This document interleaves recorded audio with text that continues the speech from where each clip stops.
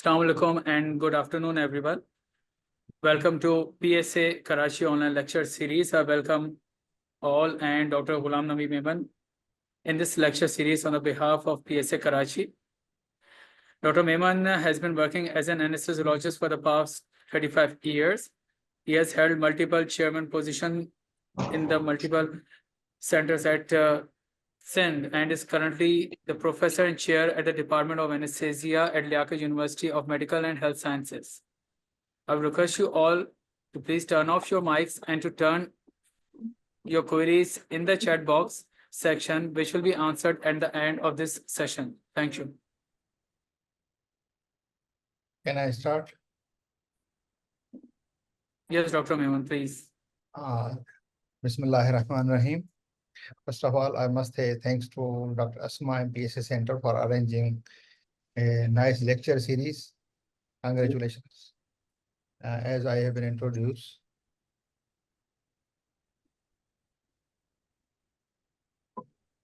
Change my slide. Yes. My objectives of will be to discuss some guidelines and indication of cervical spine injury or surgery, preoperative concern, intraoperative concern, postoperative concern, and management and intensive care. There are a lot of guidelines related to cervical spine surgery and injury. So just I will give names and then it will come in the inside the lecture series. So my first objective was to discuss the guideline, and the second objective is indication of cervical spine injury. So there are a lot of procedures we do on a spine nowadays. The spectrum is widened too much, but the most important is trauma. And you all know cervical spine resides cervical spinal cord inside. So we will work more on that point.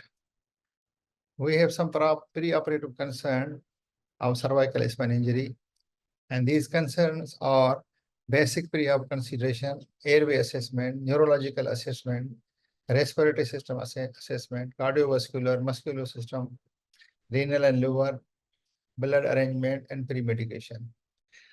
Regarding basic preoperative consideration, as anesthetists, we come across cervical spine cord and cervical spinal injury in many situations. The first situation I will describe is pre-hospital management as trauma team. As a first responder, unfortunately, we are not the anesthetists working in pre-hospital management. And it may be paramedics, it may be traffic police, or maybe some passing by person. And the most secondary injury occurs in this scenario. The second scenario is emergency medicine department, when the patient is brought with cervical spine injury in the emergency department. Now we have designated teams of emergency department, and now our college of physician surgeon and even Royal College of Physician Surgeon is Royal College of UK is offering MRCAM, member of Royal College of Emergency Medicine. So they are specialized doctors working in emergency department to stabilize the patient. Now the third scenario is neurospine surgery department and OR management. As I said, in most of the surgeries occurring on spinal cord, we are going to the ward to see the patient for different indications. So we prepare the patient, we look for the concern, we will discuss one by one. And the fourth scenario is post-operative care and ICU and rehabilitation. This is another scenario where there are specialized doctors which work, but we will discuss some more details. In this presentation, we will discuss concern of cervical spine in pre-operative period and OR, means neurospine ward, and in the OR management. In the perioperative period, as usual, as normal, we take routine history, do physical general examination, request for investigation, labs and radiology investigation, optimize the comorbids, and develop treatment plan. Most of this work is usually done by surgical team, but we should take care of it. In history, we determine the cause and disease pattern of injury and to plan. Should we give neuroprotection? Should we start prophylactic anticoagulation and hypothermia? You see the neuroprotection, like if we use a high dose steroid like methylprednisolone. So we should know what is the type of injury. Does it need, or the 8 hours time has passed, like this. As there is high incidence of complications like measurable loss, spinal cord damage and paralysis, infection, post-operative respiratory complication, we must explain this all to the patient, and patient must accept the situation and give us the written informed consent. Like physical and general examination, in particular cervical spine injury, we do routine physical general examination. In addition to it, we perform cervical spine examination from C1 and to C7. From very beginning, and even now, we are doing the cervical spine, manual cervical spine examination by giving pressure from C1 to 2, C2, 3, 4, 5, 6, 7, and we look for any edema, any bruising, any pain, that indicates cervical spine injury. But if we don't find,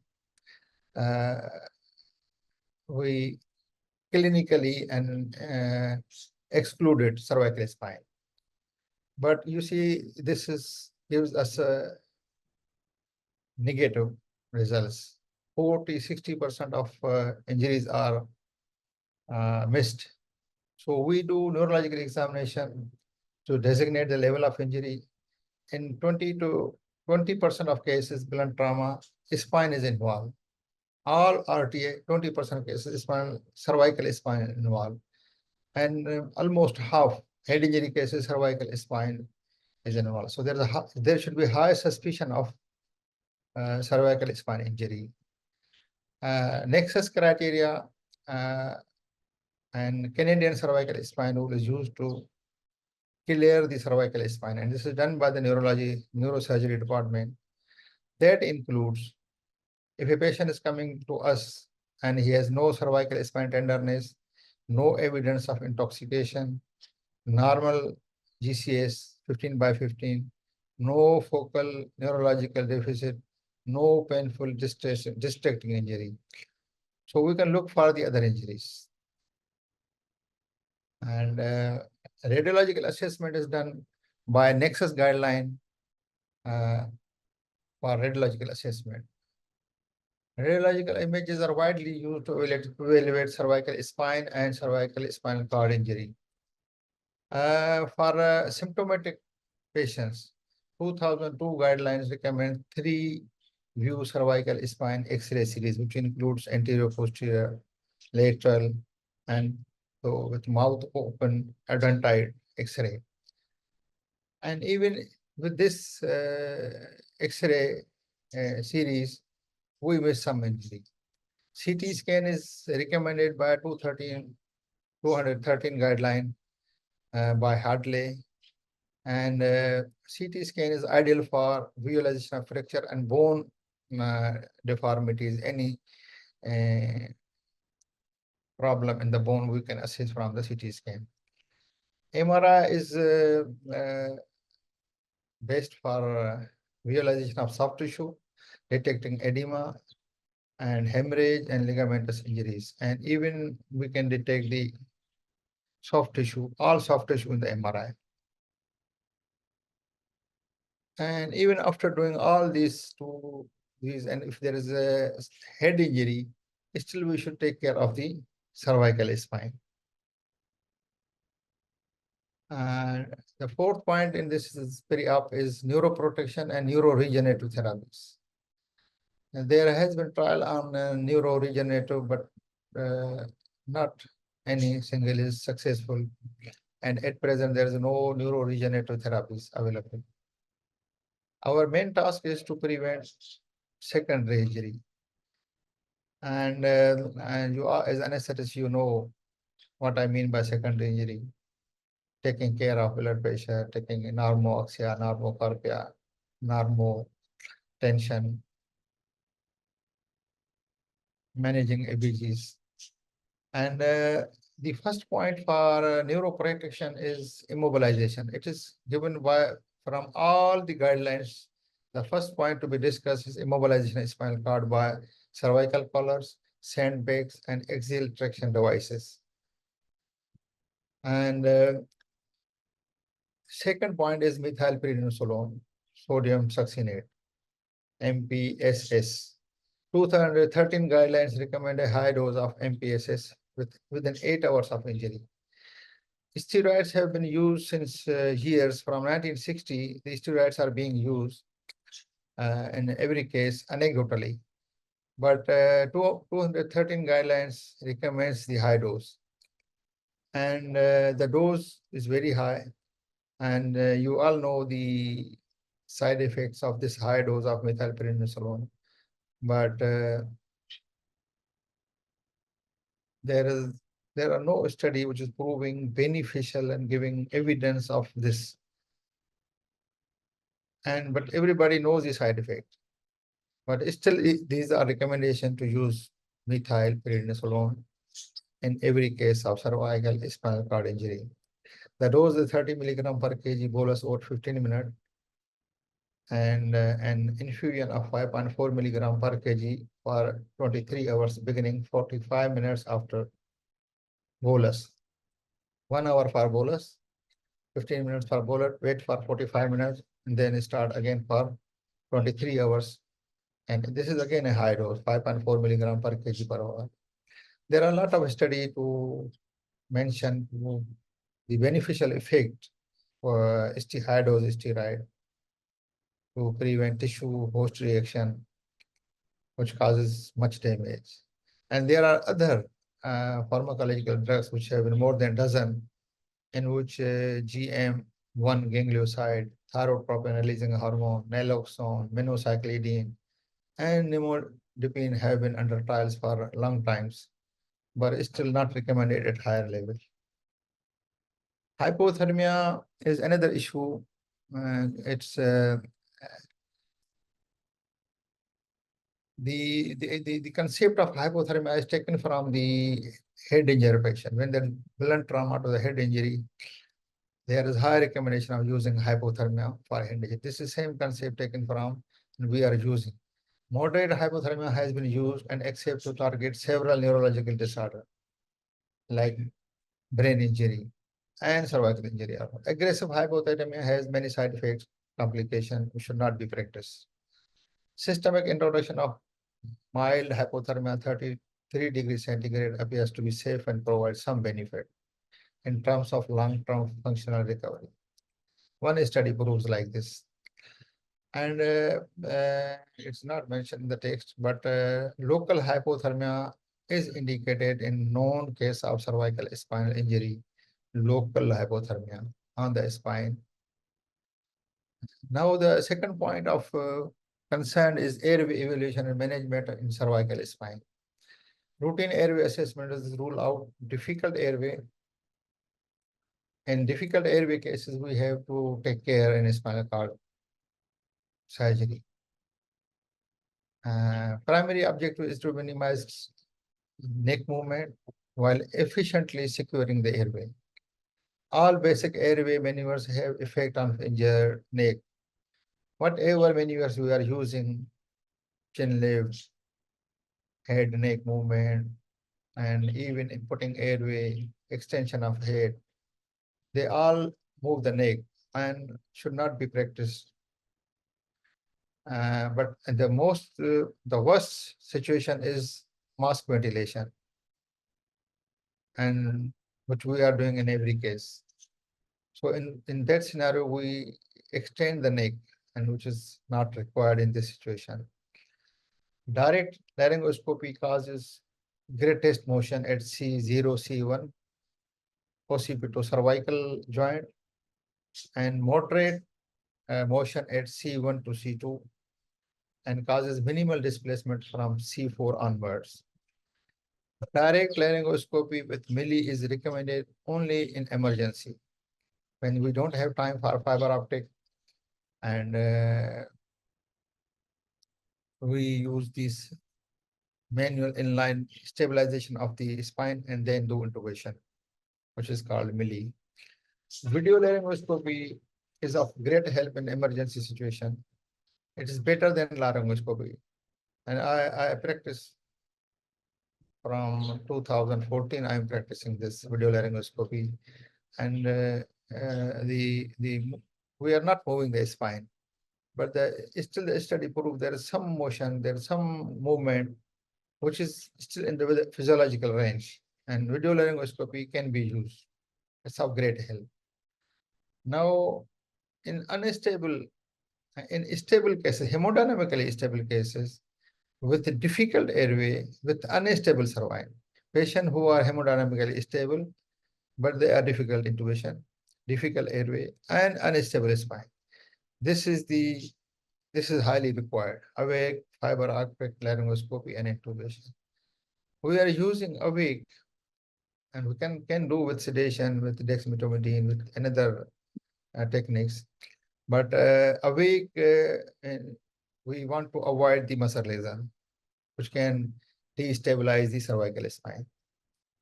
A neurological assessment is done according to international standard of neurological classification of spinal cord injury, in which we assess from C1 to coccyx, right and left, all from C1 to all motor and sensory deficit. American Spinal Cord Injury Association grading is also used.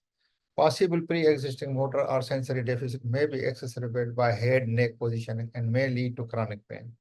3 weeks after injury, spinal shock and autonomic dysreflexia may occur. Our main task is to avoid secondary injury to spinal cord or further deterioration of spinal cord during intubation, positioning, and anesthesia. This is the how international standard of neurological classification of spinal cord is done and documented. And this is American Spine Injury Association grading, and according to situation we do. I'm sorry, I cannot go in details. We are short of time, and I will go little quick. Pulmonary evaluation. We do pulmonary function test as routine. We do chest X-ray, ABG, baseline ABG is very important. And spirometry, pulmonary diffusion capacity. In trauma cases, we assess phrenic nerve, pulmonary contusion, Memon, hemothorax, and tracheal injury, facial injuries in cases of trauma. Cardiovascular system, we do routine cardiovascular evaluation, including ECG, echocardiography, and depending on the comorbs, we can do the cardiac evaluation, advanced investigations.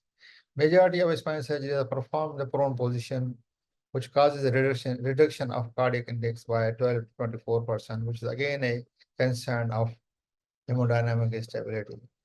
In acute cervical spine injury, the sympathetic fibers are disrupted, leading to reduced vascular tone and unopposed vagal activity, which causes bradycardia and hypotension. Cardiovascular abnormality include bradycardia, hypotension, and arrhythmias, and cardiac arrest even. Bradycardia, majority of cases occur in cervical spine injury from C2, 3, 4 when phrenic is involved. And bradycardia peaks at 4 days and after injury and may persist for 2 weeks. Atropine will help. Hypotension should be avoided in cervical spine injury cases as decreases perfusion pressure of spinal cord. Mean arterial pressure should be maintained more than 90 and near 90, 85 to 90 millimeter of mercury. Dextrose water containing solution should be avoided as hyperglycemia exacerbates cervical spine, cervical cord ischemia. Hypotonic cholesterol solution should be avoided. Hypoosmolarity causes edema all over the body, and especially spinal cord, which can damage. Coagulopathy can occur after a large number of blood transfusion. Standard coagulation tests are too slow with actively bleeding patient. However, now we have a thromboelastography and rotem. We have a rapid turnaround time. Musculoskeletal evaluation. Pre-existing limitation in the range of motion of joint is patient of spinal surgery makes surgical position challenging. If possible, 1 day before or maybe 2, 3 hours before, we can ask the patient awake to lie down and make the position which we need during surgery. And some joints have less range of motion. So if we are successful, we can proceed. Otherwise, we have to make arrangements for those joints. Detailed full body examination, presence of bruise, other signs of injury documented perioperatively. Muscular dystrophies may involve bulbar muscles and increase risk of aspiration. Neuromuscular evaluation helps for the selection of neuromuscular blocking drugs. Renal and liver function testing are required as per need of the patient.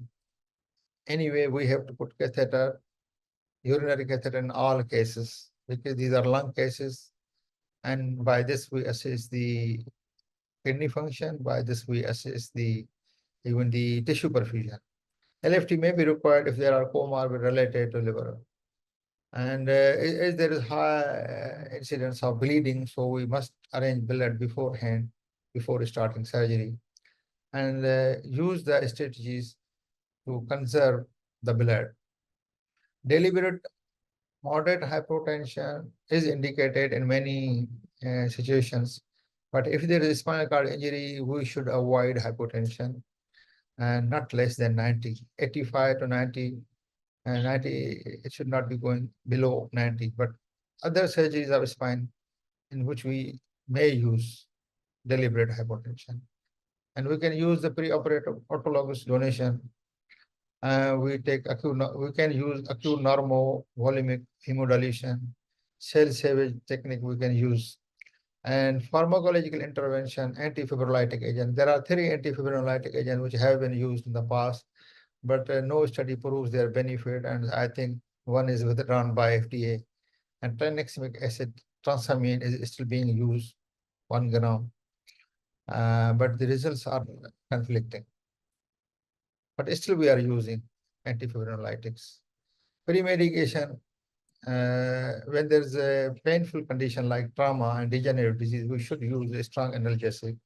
Opioids are rarely used in difficult airway and restrictive disease. When the airway is controlled, we can use opioids, but in difficult airway, there are chances. We avoid heavy sedation if there is respiratory impairment. I'm talking of pre-medication. So respiratory impairment is not required. Hypoxia, hypercarbia are 2 main killer of this is secondary injury, causing secondary injury. Anticholinergic facilitate fiber optic intubation. Otherwise, we are not using anticholinergics. Protection against aspiration is used, H2 blockers. NSAID should be stopped 10 days before surgery. An intraoperative concern of cervical spine. There are concerns related to position, then problem related to surgical site, which is spine, cervical, and spinal cord protection we have to take care. Special monitoring beside routine monitoring are used. Choice of anesthetic agent. Position related complications are quite, I am sorry, I will go a little fast because of shortage of time. We have to look for minor skin bruises, peripheral nerve injury, spinal cord injury, and post-operative visual loss.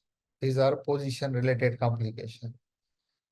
Are quite different, frequent, ranging from soft to even post-operative visual loss. Prone position is used in most cervical spinal procedure. Anesthetic problems of prone position are airway. And there are special tables I have used in Saudi Arabia for making the prone position, in which we can see the tube even during operation.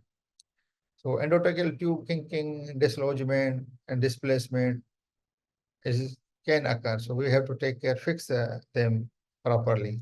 Edema of the upper airway in prolonged cases can occur. Abdominal compression which affect ventilation and cardiac output. Then unnecessary concern of prone position. Eyes are affected, causing corneal abrasion, and we should put the quick gauze and then tape them, secure them safely. And after surgery, we should ourselves check the eyes are free and they are not compressed by the table. Optic neuropathy can occur, which is again because of increase in intraocular pressure, because of position and because of maybe our compression. Retinal occlusion, again same problem, avoid pressure on eyes. Pressure necrosis of nose, eyes, forehead, and even cheeks and breast in female and genitals can occur because it's 8 to 10 hours, sometimes 12 hours in same position pressing these structures will cause, and they should be protected from very beginning. And there are logistic which we can use to avoid these pressure source. Then skull fixation, in skull we use pins and sometimes to fix the head, and that's again very painful. And we should do the local analgesia for these. Head and neck, we can do venous and lymphatic obstruction, careful position to minimize venous obstruction. Like see, when we are using the endotracheal tube fixing, both jugular veins are compressed, and that can cause again a problem. Unnecessary problem of prone position continues. Nerve damage. Brachial plexus can be stretched because positioning. Ulnar nerve can be compressed at the olecranon process. Perineal nerve may be compressed at fibula. Lateral femoral cutaneous nerve may be compressed at the iliac crest. Problem related to surgical side. Problem with anterior cervical approach. When we do anterior surgery, there are changes because of the carotid sinus, because of the vagus, because of the phrenic. So injury can occur, it can cause hemodynamic instability. Injury to the trachea can occur, injury to the esophagus can, sympathetic chain may be damaged, carotid sheet may be damaged, pneumothorax can occur. Injury to the recurrent laryngeal nerve can occur. Post-operative edema is, I think, in all cases. I observe myself. I work in a biggest trauma center in Saudi Arabia, and it was a daily routine to receive these cases, trauma cases. The face is always swollen, eyes are swollen, and definitely airways swollen. And this is again a problem. These patients should, if there is edema all over the face, and your case is long, we will discuss detail in further next coming slides. We should not extubate the patient on the table. Let the patient go to the ICU, let the edema subside, and then we can extubate. Spinal cord protection. Spinal cord, we should use balanced anesthesia technique, avoiding hypotension. We should maintain spinal cord perfusion pressure. Surgical decompression as soon as possible. And corticosteroid as methylprednisolone. I'm sorry, this is not 2002. 2002 guideline does not describe methylprednisolone. It is 2013. It's a misprint. And hypothermia local to the damaged area on the neck behind. We can put the ice packs from the behind to produce local hypothermia.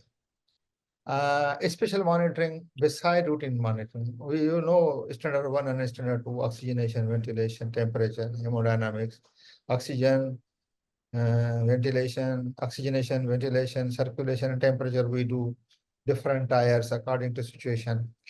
But we use also the special tire 3, arterial line, central line, pulmonary artery catheter, and co-marks are demanding.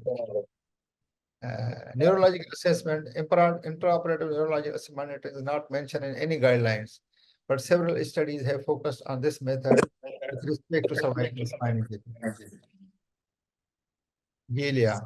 Julia, you are online. Yes. Hi. We use somatosensory evoke potential. We use motor evoke potential, but it's not recommended by any guidelines, but some people use it. Sensory evoked potential I never saw because I was in highly specialized institution. Only I use in cochlear implant auditory evoked potential, but people are using this. This monitoring useful for evaluating restoration of spinal cord function during operation. We should know there's something going wrong. We can make the position. We can correct the carbon dioxide. We can correct the oxygen level. We can correct the blood pressure level to reverse the patient. It's most commonly used, and it monitors dorsal function, sensory function. And when we use this, we should not use the inhalation anesthetic technique. We should avoid inhalation and anesthetic, and we should use the TIVA low doses. And there's a motor evoked potential and muscle motor evoked potential, in which we take care of motor pathway. As we are using the muscle as a monitor, and this should be a muscle relaxant-free anesthesia. We should not use muscle relaxant-free, or at the time of detection, monitoring, we should reverse the patient. Or there are 3-4 conditions we can use. You can use the spontaneous technique. We can use the high dose. You can use the TIVA low dose propofol, or fentanyl, ketamine, and etomidate. We can use. They are not depressing the muscles. Then there's a wake-up test. The third is wake-up test, and some people lighten the patient during general anesthesia and ask them to move according to demand. Choice of anesthetic agent. There are no specialized techniques for induction of anesthetics. No induction agent is safe. It is the hand behind the drug which has to work for. And ketamine can be used safely. Etomidate is a better choice. Propofol is a little bit, according to situation, we can titrate the dose and use it. Because if there is spinal cord injury, we should avoid hypotension at any cost. Because a spinal cord is already compressed, and if we decrease the perfusion pressure, it can be damaged, and ischemia or infarction it can go. So we should use the reinforced tube to avoid kinking and fix it properly, firmly. And regarding muscle lesion, we should avoid the depolarizing. We should avoid the Saxa, sorry. And they say we can use it Saxa in first day, but there's no benefit of using it. It should be avoided, and depolarizer may be used for muscle relaxation. Intubation, as we already discussed, in stable, hemodynamically stable, but with a difficult intubation, with unstable spinal cord, the only we must use only fiber optic, awake fiber optic, without muscle relaxant. Then direct laryngoscopy can be used in emergency when we don't have time. We can do direct laryngoscopy. It's better to use video laryngoscopy, which is causing minimum motion on spine. ETT should be firmly fixed, so we cannot afford the accidental extubation during surgery. Then maintenance. Balance anesthesia should be used to manage the normocapnia, normoexia, and no change in hemodynamics. But before this going for anesthesia, I will mention we need 4% to gentle shift the patient from supine to prone. And 1% we should be vigilant, we should be qualified senior anesthetist holding the neck. Movement with toto, with solo, just moving the patient from prone to supine in air, then putting the patient on the table slowly and gradually without motion on the neck. While other surgeries of spine, except spinal cord injury, we can do routine as we are doing. We should manage the hemoglobin, maintain the hemoglobin and hematocrit we should use the neuromuscular blocking drug as infusion with monitoring. Opioids and TIVA do not interfere monitoring of somatosensory evok potential. Intraoperative fluid therapy, we should have a center line, we should have a 2 wide bore, spare even, because accidentally we can be removed, one can be removed. And dextrose containing solution should be avoided because hyperkalemia can cause ischemia of the spinal cord. And if there's already ischemia, it can worsen. Avoid circulatory underload to avoid hypotension. Avoid circulatory overload to avoid pulmonary edema and reversal. Patient turns supine gently with the help of 4%. Again, we need 4% to, but this time the spine is already fixed and it is less danger, but still we take care. 4% to make it supine. And we give 100% oxygen to raise the PaO2. And we reverse it with pneumatic vein, glycopyrrole. I myself use gammadex in all high-risk cases, all obese patient and all septic patient, all difficult cases because it was easily available in my institution when it was very costly even 4 or 5 years before. Now it is cheap.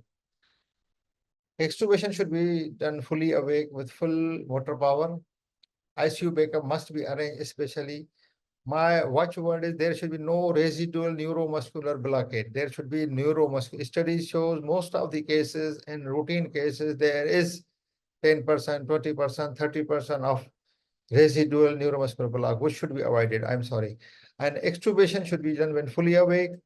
ICU backup should be arranged. If there is edema on the face, eyes, and head, neck, this patient should be extubated in ICU. And long cases should be extubated in ICU. Unstable and old should be extubated in ICU. So post-operative concern of cervical spine injury is post-operative pain and degenerative disease and trauma causes very severe pain and post-operative complications which can problem for us. Risk factor of post-operative airway compromise. We take respiratory care. We take spinal cord injury, avoid and a traumatic spinal cord injury can occur. And autonomic dysreflex is another concern in post-operative, late post-operative period. We'll discuss one by one. Post-operative pain control, most spine surgery are painful, we should use according to situation. When we are using anterior approach, superficial and deep, intermediate cervical plexus block is the best to manage. And PCA should be used. I'm sorry to take the time. PCA, patient control anesthesia should be used, and multimodal according to your situation, according to your protocol. Patient should be kept pain-free. Now, post-operative complications which can occur, which can make problem, are early neurological deficit, dural tear and CSF leakage, atelectasis, pneumonia, venous thromboembolism, late complication or wound infection, spinal instability, implant failure, rarely arachnoiditis. We can see corneal abrasion, orbital edema, and abrasion. Orbital edema, in most of the cases we see, long cases we see. Post-op viewer loss is a rare but devastating complication. Incidence is very high. This is very high, 1 into 1100 after prone spinal injury surgery. Causes are ischemic optic neuropathy, central retinal artery occlusion, 13%. And ischemic optic neuropathy usually because of our pressure and because of the prone position, mostly because of our pressure on the eye. And unknown diagnostics. Risk factor for post-op neck and airway edema. If the surgical procedure is more than 4 hours involving higher spines, operative time is more than 10 hours, requirement of more than 4 blood transfusion, obesity, and reoperation. Respiratory care, we take deep breathing exercise. We do incentive spirometry. We use bronchodilator, analgesics, mucolytics. You all know this post-operative care of these cases. And spinal cord injury, neurological damage likely at the site of injury in the spine. So we are we are near the spine, so there is chances of neurological damage. Spinal injury risk factor are length of surgical procedure, spinal cord perfusion pressure, if not maintained, can cause spinal cord injury. Underlying spinal pathology like tumor or anything can cause spinal cord injury. Pressure or neural tissue during surgery. Spine surgery condition of increased risk. Spinal distraction when we pull the head, sublaminar wiring, inadvertent cord compression can occur. Acute traumatic spinal cord injury, when the higher segments are involved, it is diaphragm, and these patient needs ventilation. If lower segments are involved, like 3, 4, after 4, 5, 6, 7, there are lots of intercostal muscle, and they can be managed with oxygen and mask. And paralysis of abdominal muscle can cause atelectasis and pneumonia, VQ mismatch. Chronic spinal cord injury, respiratory dysfunction, pulmonary emboli due to DVT, then pulmonary infection and upper airway obstruction, inability to cough, sputum retention, dyspnea due to airway hyperactivity. Some need partial ventilator support and diaphragm pacing. Cardiovascular dysfunction and postural hypotension. Now, autonomic dysfunction is in cervical spine injury pattern patients. Autonomic dysfunction is characterized by profound disordered autonomic response to visceral or cutaneous stimuli below the level of the spinal cord. The incidence is 50 to 70% in patients with lesion below T6. Clinical features include sudden increase in blood pressure, bradycardia, headache, flushing, sweating, chills, nasal congestion, pulmonary erection, and pallor.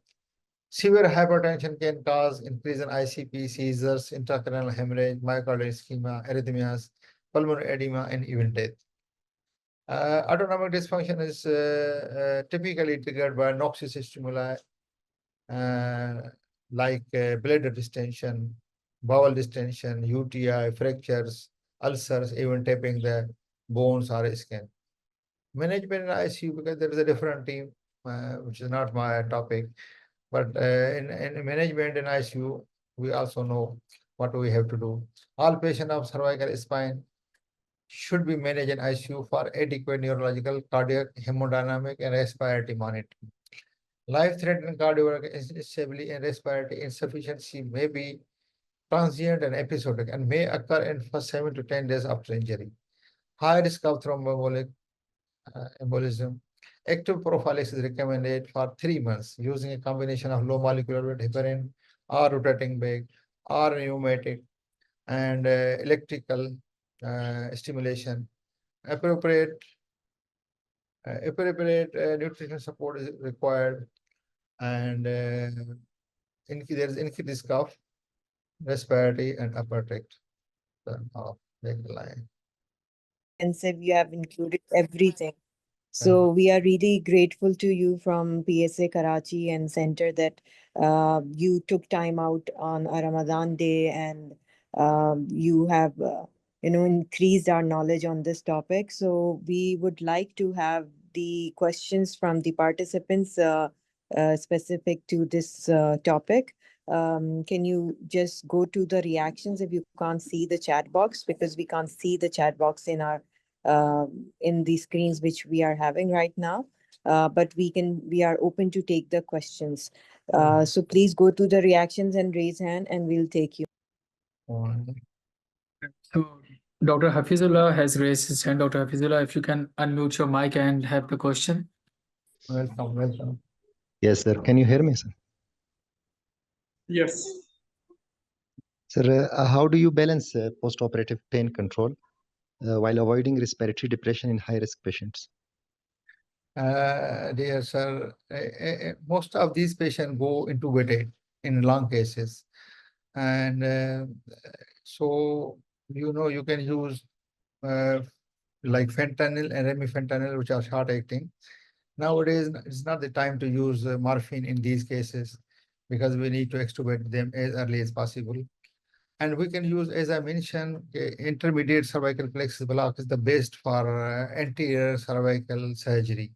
I have been using the carotid endectomy in regional anesthesia awake without pain. So what to say about a small pain? So we can do intermediate and even superficial cervical plexus block is effective. Regarding other, you can use the multimodal analgesia, you can use patient control analgesia, and this depends on the institutions also. Pakistan, inside the Pakistan, Aga Khan is doing the best. Inside the Pakistan, the pain is usually not that much covered. Thank you very much. Anything else? Hafizullah. Thank you, sir. So much nicely explained. Welcome, welcome. Anybody else? We have a lot of people. Anybody who wishes to have a query, they can just unmute their mic or raise your hand for अब नहीं आ सकते देखने. the collegiality and have the question. Actually, I do not have question, but I wanted to say thanks to Dr. Ghulam Nabi Memon for an extensive presentation. And I request anesthesiologists to have such sessions time and again, at least to keep the young doctors be learning things which they rarely see in the hospitals. So I think Dr. Asma is doing great, but I wish if she can have more senior anesthetists to contribute in the system so that young can learn more. And thank you so much. Thank you, doctor. Thank you, doctor. Excuse me, sir. Nader Adil. Yes, welcome, Nader Adil. Assalamu alaikum, sir. Thank you. It was very nice, sir. And I am asking about that, sir. You were asking, surgeon asking about bloodless area, intraoperative, and you were said, sir, that we don't go with hypotensive anesthesia. So how can we manage that patient for bloodless surgery or bloodless field area, sir? Yes, my brother. Hypotensive anesthesia I discussed to avoid an spinal cord injury. When we have definite investigation tells us there is a deficit and there is a spinal cord injury, but there are a lot of maybe 100 type of surgery on cervical spine where you can use hypotensive anesthesia technique, but not in a spinal cord injury cases only. But you see, hypotensive anesthesia is required because a lot of bleeding in these cases. Spine, because there's no vein, the blood is oozing from the vertebra, from the bony areas. They have different techniques they are using sponge stain, sorry. And they are even, it's a richly supplied blood area. So only spinal cord injury cases, we avoid hypotension. Thank you. Excuse me, sir. Yes, Salahuddin. Yeah, assalamu alaikum, sir. So I'm a third-year resident from India, sir. So I have seen a case of spinal surgery with it's a young patient with a radiculopathy. So they planned for decompression and instrumentation and all. So we are using with all the SSCP monitors and MEP monitors, but mostly we induce it with the relaxation, but later we continue with only propofol infusion and also. But unfortunately, the patient went into patient couldn't means we extubated, but he's suddenly collapsed again. So we re-intubated him, and he's not waking up from the anesthesia, and we think about the infarct, some cerebral infarct and all. And on the CACT, we found that there is vertebral artery infarct, sir. So unfortunately, the patient went into then coma and all. So what do you think about this case? Is the reason for, because surgery went from the surgeon side, they said all the monitors are good only, so they went the surgery well. There is no chance of anything and all. But I don't know. So the consultants and finally concluded there is a intraoperative hypotensive chance, because that's why it lead to the risk. But no one knows that what is the risk. What do you think, sir? What is that is a vertebral infect and all? Is the major complication of cervical spine, or is it common, or what is the chance of that risk is there, sir? Yes, brother. Thank you very much. First, this radicular surgery is not a long surgery, and now they are doing the keyhole surgery. And you see, the problem is the vertebral artery is passing through the transverse process very near to the nerve. Even they are together many times. Because you see, in many situations we avoid this, because you see this is diagnosed as a infarct in the vertebral artery. Yes, it's a vertebral artery. They have damage by surgeon, not by you. Okay. Yes, hypotensive anesthesia. If it causes damage, I think it is not. I don't think it will occur. But why you are Okay. using hypotensive anesthesia for this small incision, small surgery, and not a long case? No need to be hero. You must use this. I remember one case they were doing this need I think face. It was face. ENT, and the surgeon wanted to do hypotensive anesthesia. And the next day there was cavernous sinus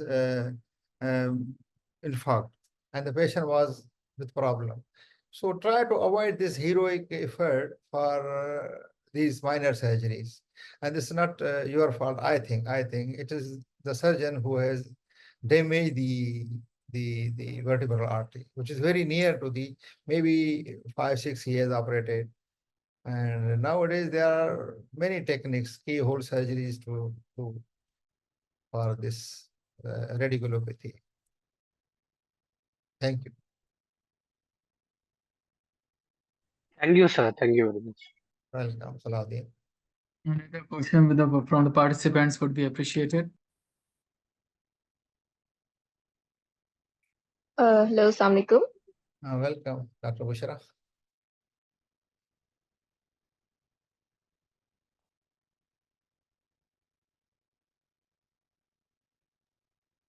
Yes, Dr. Bushra, you can have the question. Yes, Dr. Bushra. My question is that usually for the spine surgeries, we need a deliberate hypertension, right? For that, I think the systolic has to be kept 90, and that's the range for the normal surgeries. But what is the threshold for those patients who are known case of hypertension, and they, when we under them or when we start induction, their pressures are 170 or 180 or 160, if we say. So what is the maximum range we can lower down the blood pressure, especially the systolic one, so that any post-op complication doesn't occur to that patient? Thank you, Dr. Bushra. You see, we have a general rule of managing blood pressure, which is 10 to 20% under general anesthesia. You should not allow them to go down, because their baseline is fixed at another level. So we should not go down to 90 or 85 millimeter mercury. Whatever mean you see the baseline in hypertensive, you should stay near 10 to 15% down. And this is for them, this is hypotension. Thank you. Thank you.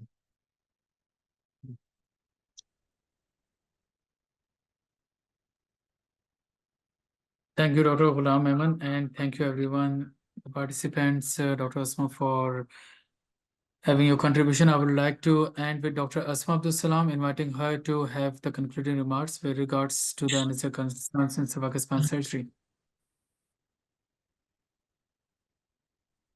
Thank you, Dr. Abdullah, for coordinating the session. I think we also have some of the seniors in the participants, as Dr. Dina Ayub is also here, Dr. Kashif Ali Memon, and I can also see Dr. Maqsood and Dr. Saleh. So I would request all of them to kindly unmute their mics and then have give us a brief comments on either this topic, and you're most welcome to please unmute your mics. Assalamu alaikum, Dr. Asma. Thank you very much. Very nice presentation by Dr. Nabi. I also thankful for you. You are organizing such a wonderful lecture. These lectures are very much helpful for juniors. So again, I thank you very much. especially in Ramadan. You know, in the Ramadan very hectic, so you take a time and delivering these lectures. Thank you, Dr. Osman. Thank you, Dr. Quran Nabi. Thank you very much. Welcome, Kashu bhai. The lips are dry, the throat is dry. And I think that's the key feature of an anesthesiologist, and they are working in the OR for long operating hours. That's exactly what happens. And I really am grateful to you, Dr. Ghulam Memon, that you joined us on this hour of Ramadan and during the daytime. So we also have some of the other seniors, if they can give us some comments on this, please.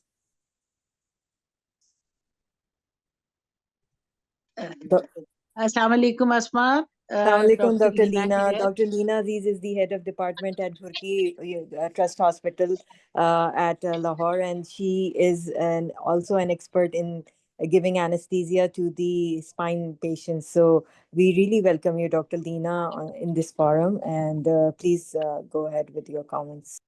Welcome, Dr. Thank you so much, Asma, and thank you, Dr. Memon, for such a comprehensive talk.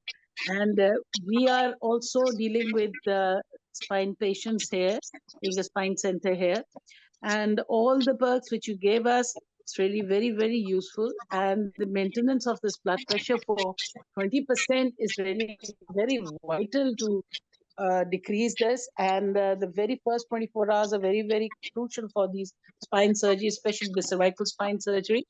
And you gave us so much of help, and it was really nice listening to your talk, and especially in Ramzan, we get the double blessings, one talking to you and also the Ramazan perspective from Saudi.